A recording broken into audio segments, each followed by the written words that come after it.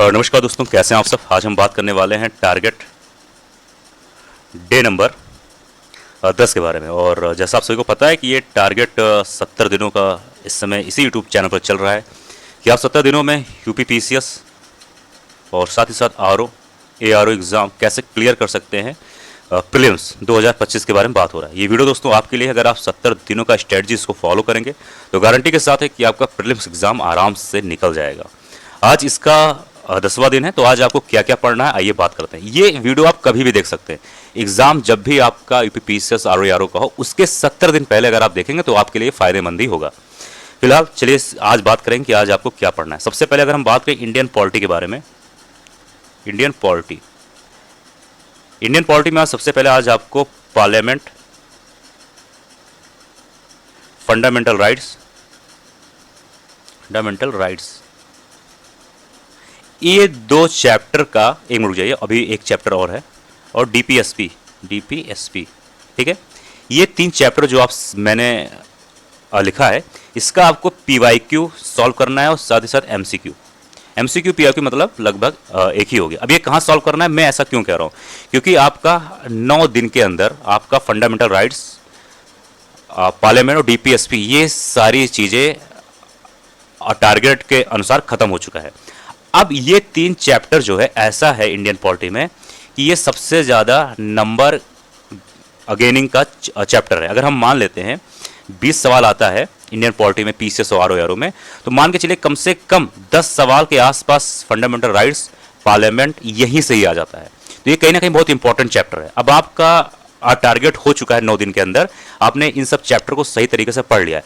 अब आज आपको, यानी कि बात करें तो टारगेट नंबर 10 में सिर्फ आपको इंडियन पॉलिटी में डीपीएसपी और जैसा अभी हम लोगों ने बात किया फंडामेंटल राइट्स और पार्लियामेंट, इन 3 चैप्टर पर आपको पीवाईक्यू यानी कि एमसीक्यू बढ़िया से आज सॉल्व करना है। अब इसको कहाँ से सॉल्व करना है ये इंपॉर्टेंट है। अगर आप घटना चक्र से सॉल्व करते हैं, घटना चक्र जैसा मैं अपने हर एक वीडियो में बोलता हूँ, घटना चक्र से अगर आप सॉल्व करोगे तो वहां पर खास बात यह है कि चैप्टर वाइज, टॉपिक वाइज और सब टॉपिक वाइज, अगर हम बात करें तो चैप्टर वाइज, टॉपिक वाइज और सब टॉपिक वाइज, यानी कि बहुत डिटेल तरीके से हर एक साल का सवाल, पीसीएस लेवल का, आरओ, यूपीपीसीएस, एमपीपीसीएस, जो सवाल इंपॉर्टेंट है बहुत शानदार तरीके से वहां पर दिया गया है और विथ एक्सप्लेनेशन उसको विस्तार से समझाया गया है। अगर आप चैप्टर वाइज, अगर आप टॉपिक वाइज बढ़िया तरीके से अगर आप सॉल्व कर लेते हैं तो मेरा दावा है कि आपका सवाल इन सब चैप्टर से कहीं भी छूटेगा नहीं किसी भी एग्जाम के लिए। तो आप घटना चक्र सबसे पहले इस्तेमाल कर सकते हैं, बहुत शानदार है। अगर आप घटना चक्र इस्तेमाल नहीं करना चाहते हैं तो आप किसी भी यूट्यूब चैनल पर जाकर किस वीडियोस देख सकते हैं एमसीक्यू का, और एक सोर्स लीजिएगा इसके एमसीक्यू और पीवाईक्यू के लिए। हर एक सोर्स मत लीजिएगा, घटना चक्र लीजिएगा या फिर किसी भी यूट्यूब चैनल पर जाकर आप एमसीक्यू देख सकते हैं, ठीक है। इन 3 चैप्टर से संबंधित मुश्किल से मुश्किल 4 घंटे का काम है, इससे ज़्यादा समय नहीं लगेगा। अगर आप बुक से अच्छे तरीके से अगर आप सॉल्व करेंगे तो कम समय में और ज़्यादा से ज़्यादा आप उसका लाभ ले पाएंगे, ठीक है। ये था आज आपका इंडियन पॉलिटी में आज आपको क्या क्या करना है, ठीक है, ये चीज़। अब आज से स्टार्ट होगा आपका एंशिएंट हिस्ट्री, क्योंकि मॉडर्न हिस्ट्री आपका खत्म हो चुका है 9 दिन के अंदर, ठीक है। अब एंशिएंट हिस्ट्री में क्या पढ़ना है आज आपको स्टार्ट करना है पाषाण काल के बारे में, ठीक है। पाषाण काल और साथ ही साथ सिंधु घाटी सभ्यता के बारे में, ठीक है, सभ्यता। अब इसमें क्या पढ़ना है, जैसे पाषाण काल और सिंधु घाटी सभ्यता में हो सकता है कि आप लोग ना समझ में आए कि क्या पढ़ना है क्या नहीं। अब जैसे पाषाण काल में आपको ये पढ़ना है कि जैसे कोई भी स्थान है, जैसे मान लेते हैं कि अब पशुपालन जो है, पशुपालन, इसका साक्ष्य पहले कहाँ मिला, ठीक है, ये सब हो गया। उत्तर प्रदेश के कई सारे स्थान हैं जहाँ पर हड्डी से संबंधित कुछ सामान मिले हैं, ठीक है। ऐसे सवाल बहुत ज़्यादा इंपॉर्टेंट, जैसे ऐसे सवाल आ सकते हैं कि खाद्यान्नों की कृषि सर्वप्रथम कहाँ स्टार्ट हुई, ठीक है। ये हो गया पाषाण काल से संबंधित सवाल।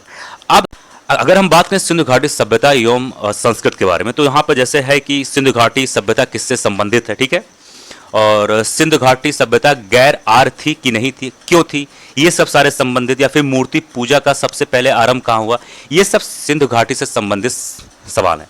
और जैसा मैं अपने हर एक वीडियो में कहता हूँ कि एंशिएंट हिस्ट्री के लिए और मिडाइवल हिस्ट्री के लिए, ये दो मैं बार बार फोकस करता हूँ। वैसे तो फिलहाल मॉडर्न हिस्ट्री भी आता है इसमें, लेकिन स्पेशली इन दोनों सब्जेक्ट के लिए आपको ज़्यादा रिसोर्स लेने की ज़रूरत नहीं है। अगर आप ज़्यादा रिसोर्स लेंगे तो कुछ भी नहीं होने वाला। सिर्फ एक रिसोर्स लो, घटना चक्र। उसको अगर आप देख रहे हो, बार बार रिवीजन कर रहे हो, तो वो आपके लिए काफ़ी है आपको अच्छा नंबर लाने के लिए और एग्ज़ाम में पास कराने के लिए। घटना चक्र का मैं फोटो डाल दे रहा हूँ और इसी चैनल पर आज शाम से घटना चक्र का प्रैक्टिस सेट स्टार्ट होने वाला है। पहले स्टार्ट होगा एंशिएंट हिस्ट्री का, फिर मिडाइवल, फिर मॉडर्न हिस्ट्री का। तो अगर आप चाहें तो घटना चक्र बुक से सॉल्व कर सकते हैं, या फिर आप चाहें तो हमारा वीडियो भी देख सकते हैं। आपको इससे ज़्यादा कुछ करने की ज़रूरत नहीं है, ठीक है। अब करंट अफेयर के बारे में बात करें तो करंट अफेयर आज आपका लास्ट रहेगा फरवरी का। और जैसे मैं अपने हर वीडियो में बोलता हूँ कि एक महीने के करंट अफेयर में आपको 4 या 5 दिन देना है, इससे कम नहीं ना इससे ज़्यादा। तो आज आपका 5वां दिन है, तो आई होप आप सभी को कंप्लीट कर लेना चाहिए। अगर आपका टारगेट नंबर 9 में ही कंप्लीट हो गया होगा तो कोई बात नहीं, आज आप इसका रिवीजन करिए। आज आपके पास लोड ज़्यादा नहीं दे रहा हूँ, ठीक है। और साथ ही साथ जैसे मैं अपने हर एक वीडियो के लास्ट में बोलता हूँ कि एक पेज में आपको 20 सवाल या उससे ज़्यादा जीएस के लेने हैं। यानी आज आप लोगों ने इंडियन पॉलिटी पढ़ा होगा जो एमसीक्यू है, और साथ ही साथ एंशिएंट हिस्ट्री, इसका 20 या 20 से ज़्यादा सवाल आपको यहाँ एक पेज में लिख लेने हैं। और 20 या 20 से ज़्यादा सवाल आज आपको इसमें आर के लिए हिंदी का लिख लेना है, ठीक है। अब इसको आपको जब याद करना है, जब पढ़ना है, जब समझना है, जब आपके पास खाली समय हो, घूम रहे हो, टहल रहे हो, खाना बनाते वक्त, इस पर स्पेशल टाइम नहीं देना है। और अगर आप ऐसा करते हैं तो आपका बिना ज़्यादा कुछ मेहनत किए 40 से ज़्यादा सवाल आपका रोज़ तैयार हो जाएगा। यानी 70 दिनों में आपका 2800 सवाल तैयार हो जाएगा बिना कुछ मेहनत किए। तो दोस्तों ये था आज का टारगेट। कल टारगेट नंबर 11 है, कल और अच्छे से बात होगी। आज आपके लिए बहुत ज़्यादा लोड नहीं है, वीडियो थोड़ा सा लेट हो जाता है, उसके लिए आप सभी से क्षमा चाहता हूँ। मिलते हैं अगले वीडियो में। जय हिंद, जय भारत।